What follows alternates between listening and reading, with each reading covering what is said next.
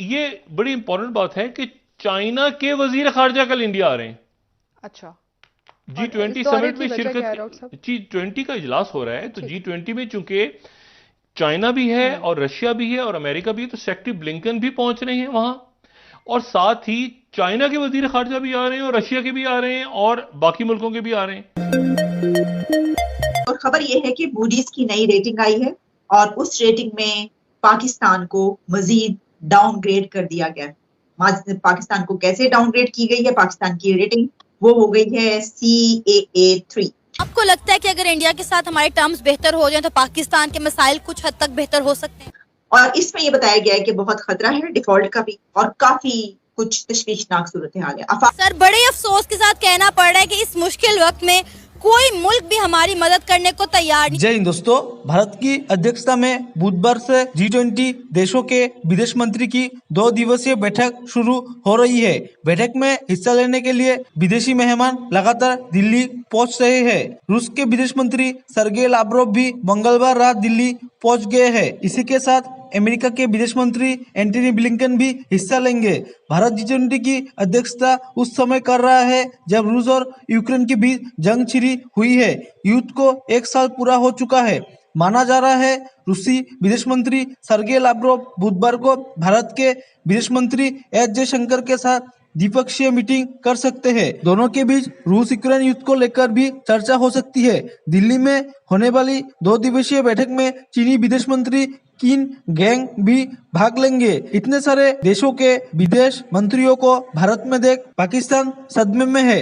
Even कि कोई Islamic country भी आगे बढ़कर हमारी मदद को करने को तैयार नहीं है। लेकिन ये इवेंट्स इंपॉर्टेंट हैं क्योंकि चाइना के फॉरेन मिनिस्टर का इंडिया आना और रशिया के फॉरेन मिनिस्टर का इंडिया, लेकिन कल जो है ये जो भी अगले 2 दिन है, 2 दिनों में वहां पर ये 2-3 दिन अगले, इनमें G20 ममालिक के वुज़राए खारजा का इजलास हो रहा है।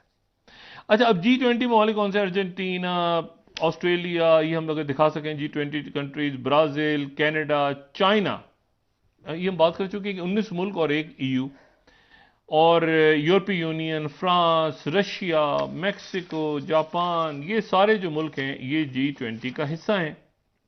और G20 जो है ये 60% दुनिया की आबादी, 75% बैनुल-अक़वामी जो तिजारत है और 80% दुनिया की जो GDP है वो यहाँ पे।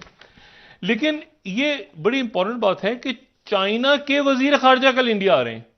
अच्छा, G20 समिट में शिरकत, G20 का इजलास हो रहा है, तो G20 में चूंकि चाइना भी है और रशिया भी है और अमेरिका भी है, तो सेक्रेटरी ब्लिंकन भी पहुंच रहे हैं वहां, और साथ ही चाइना के वजीर खारजा भी आ रहे हैं और रशिया के भी आ रहे हैं और बाकी मुल्कों के भी आ रहे हैं। लेकिन अच्छा, इसमें फिर पहले एक बात और दूसरा जो इवेंट हो रहा है वो रईसाना डायलॉग, जो कि उनकी ORF जो उनका थिंक टैंक है, बहुत बड़ा थिंक टैंक, वो हर साल अरेंज करता है। यहां पे जो है इंडिया भी है, यहां पर जो है वो ऑस्ट्रेलिया भी होगा G20 ममालिक में, और अमेरिका भी होगा। तो क्यों ना G20, तो क्यों ना साइड पे क्वाड का भी इजलास कर लिया जाए। लेकिन ये इवेंट्स इंपॉर्टेंट हैं क्योंकि चाइना के फॉरेन मिनिस्टर का इंडिया आना और रशिया के फॉरेन मिनिस्टर का इंडिया आना, यूक्रेन डिस्कस। खबर बहुत बड़ी और एक ही खबर जो कि कल रात को आई, और खबर यह है कि मूडीज की नई रेटिंग आई है और उस रेटिंग में पाकिस्तान को मजीद डाउनग्रेड कर दिया गया। पाकिस्तान को कैसे डाउनग्रेड की गई है? पाकिस्तान की रेटिंग वो हो गई है CAA3। और इसमें यह बताया गया है कि बहुत खतरा है डिफॉल्ट का भी और काफी कुछ तशवीशनाक सूरत हाल है। आफाक फारूकी साहब, आपकी नजर से ये रिपोर्ट गुजरी, सर ये कहां पर आ गए हम और क्या अब क्या होगा? जी, मैंने इत्तेफाक से अभी देखी है, और देखिए ये कोई सरप्राइज नहीं है, ना शॉकिंग है। ब्लूमबर्ग जैसे पर्चे, फाइनेंशियल टाइम्स जैसे जितने भी ऐसे इंटरनेशनल पर्चे हैं, वॉल स्ट्रीट, ये बहुत अरसे से सेम बातें कर रहे हैं। आज ये है कि मोडीज ने आपको 3 टाइम मोर माइनस कर दिया, कंटिन्यू।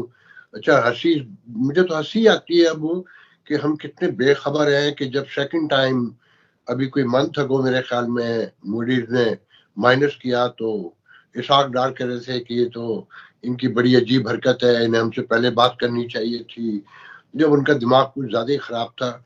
और देखें, ये जो आज मोदी ने कहा है कि जी अगर इनको अभी 12-13 बिलियन डॉलर मिल भी जाए जून तक, ये सरवाइव भी कर जाए, तो नेक्स्ट ईयर तक फिर इन्हें 35 बिलियन डॉलर के पास चाहिए। और इनके पास कोई शेड्यूल नहीं है, कहीं पर कोई इंडेक्स नहीं है, कहीं कोई डेटा नहीं है, कहीं से इनकी कोई कमिटमेंट नहीं है।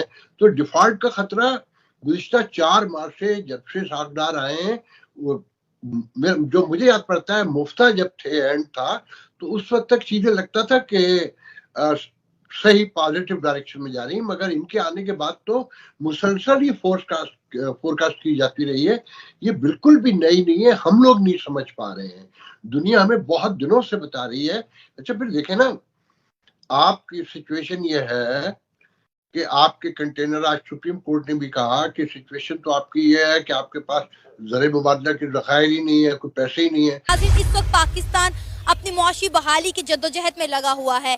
इसी दौरान हालिया दहशतगर्दी के वाकयात ने पाकिस्तान की मुश्किलात मजीद बढ़ा दी हैं।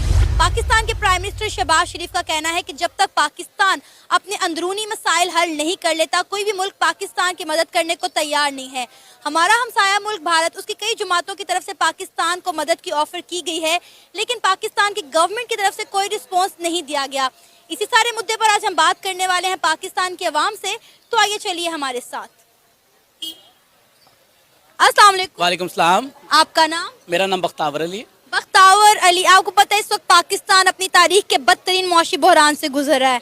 हालिया दहशतगर्दी ने पाकिस्तान की मुश्किलात मजीद बढ़ा दी, जिस पर हमारे प्राइम मिनिस्टर शहबाज शरीफ ने कहा है कि जब तक हमारे अंदरूनी मसाइल हल नहीं होते, कोई भी मुल्क हमारी मदद करने को तैयार नहीं है।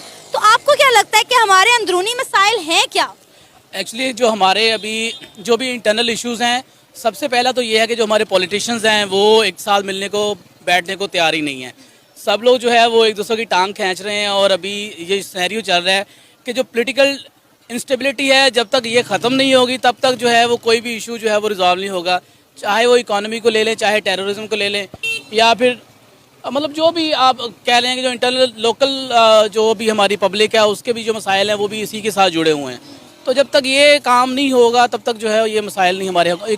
और अगर हम इकानमी के हवाले से देखें तो देखें, जो बाकी जो इतने भी बाहर वाले ममालिक हैं वो हमारी जो हेल्प कर करके ना वो भी थक चुके हैं, क्योंकि हम लोग जो है इंटरनली अपने आप को थोड़ा सा ना तो स्टेबलाइज कर रहे हैं और ना ही हम लोग जो है वो सीधा होना चाह रहे हैं।